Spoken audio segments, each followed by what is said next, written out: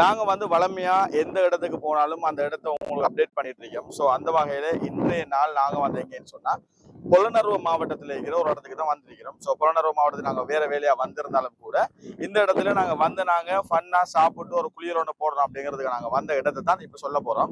So இங்க வந்தீங்கன்னு சொன்னா பொலனறுவில் உங்களுக்கு எல்லாருக்கும் தெரியும் வந்து பராக்கிரமவா சமுத்திரம். இது வந்து எல்லாருக்கும் தெரிஞ்சிருக்கும். இது வந்து நீங்க ஸ்கூல்ல படிக்கிற நேரம் இதை பத்தி படிச்சிருப்பீங்க. சில பேர் வந்து நேர்லயே பார்த்திருப்பீங்க. ஸோ இந்த சமுத்திரத்துல இருந்து போற ஒரு நீர் ஓடை ஒன்று தான் இது, அந்த கால்வாய்ன்னு சொல்லுவாங்க. இதுலதான் நாங்க வந்து குளிச்சோம். ஸோ இது எப்படி இருக்குன்னு சொன்னா நாங்க குளிக்கிறதுக்கு பாதுகாப்பான ஒரு இடம் தான். ஸோ இதுல வந்து ஆரம்பத்துல தனி வர இடத்துல வந்து குளிக்க இயலாது, ஏன்னா கொஞ்சம் அது ஸ்பீடா வரும். ஸோ அந்த இடத்த குளிக்காம கொஞ்சம் தள்ளி போனீங்கன்னு சொன்னா குளிக்கலாம். அது அவ்வளவு பெரிய தாழ்வு கிடையாது.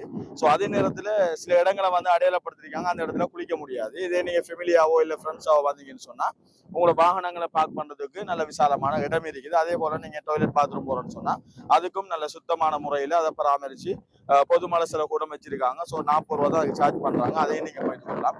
நீங்க ரிலாக்ஸ் ஆகி உங்களோட ஃப்ரெண்ட்ஸோட ஃபேமிலியோட வந்தீங்கன்னு சொன்னா நீங்க சாப்பாடு எடுக்கிறதுக்கு இடத்துல பெரிய ஏற்பாடு எதுவும் கிடையாது. ஸோ நீங்க கதிரவள டவுன்லயே நீங்க சாப்பாடு எடுத்துட்டு வந்தீங்கன்னு சொன்னா இடத்துல சாப்பிட்டு அதே போல நீங்க வந்து நல்ல குளியல் ஒன்று போட்டுட்டு ஒரு ஃபன்னா ஒரு ரிலாக்ஸா இயற்கையோட நீங்க இந்த நாள் பொழுத கழிச்சுட்டு போகலாம். இதோட